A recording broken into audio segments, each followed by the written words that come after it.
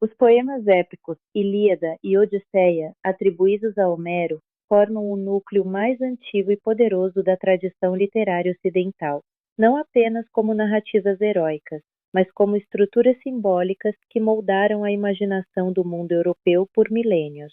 Compostos provavelmente entre os séculos 8 e 7 a.C., esses textos pertencem a uma tradição oral anterior à escrita alfabética grega e carregam em sua forma repetitiva, rítmica e formulaica a marca de um canto que foi pensado para ser lembrado, recitado e transmitido. A Ilíada não é exatamente a história completa da Guerra de Troia, como muitas vezes se imagina, mas o retrato intensíssimo de poucos dias de conflito, centrado sobretudo na cólera de Aquiles e nas consequências humanas dessa fúria. O poema revela uma visão profundamente trágica do heroísmo. Não há vitória limpa, não há glória sem perda, não há honra sem sofrimento. A guerra aparece menos como espetáculo de bravura e mais como um campo de tensão entre honra, orgulho, amizade e inevitabilidade da morte.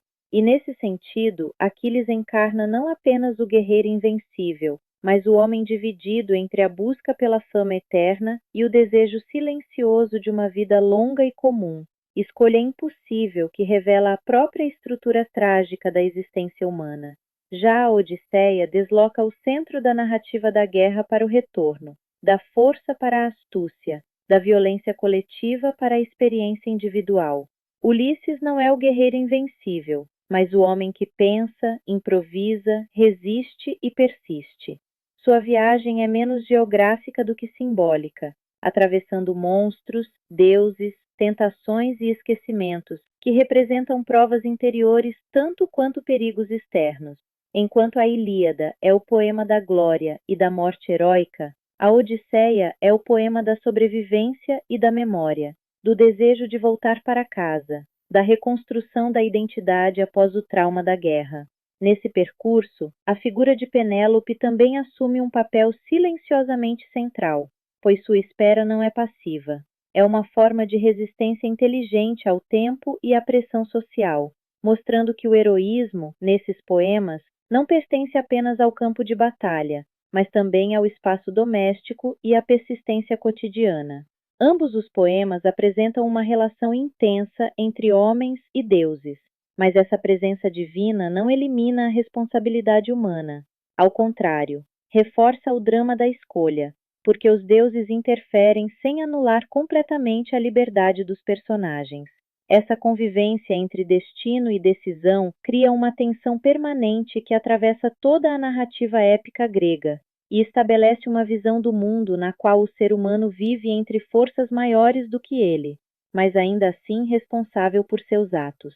Ao mesmo tempo, essas obras preservam um retrato complexo da sociedade aristocrática grega arcaica, com seus códigos de honra, hospitalidade, fidelidade, vingança e reciprocidade simbólica entre anfitrião e visitante. Valores que estruturaram não apenas a ética heróica, mas também a formação cultural do pensamento ocidental posterior.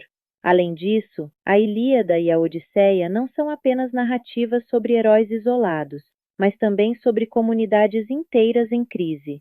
A Guerra de Troia aparece como uma ruptura da ordem humana, enquanto o retorno de Ulisses representa a tentativa de restaurar um mundo desorganizado pelo tempo, pela ausência e pela violência.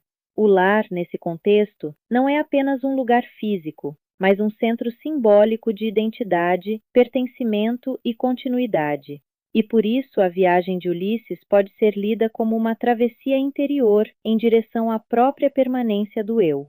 Essa dimensão existencial faz com que os poemas ultrapassem sua condição histórica e se tornem textos permanentemente atuais, capazes de dialogar com qualquer época que enfrente perdas, deslocamentos ou conflitos.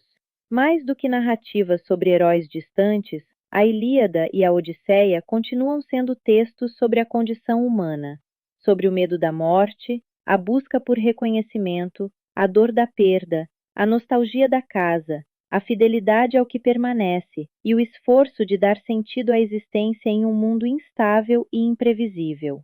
É por isso que permanecem vivos não como relíquias antigas, mas como fundações simbólicas que ainda sustentam nossa maneira de contar histórias, compreender o destino, pensar a memória e interpretar aquilo que significa, desde a antiguidade até hoje, ser humano.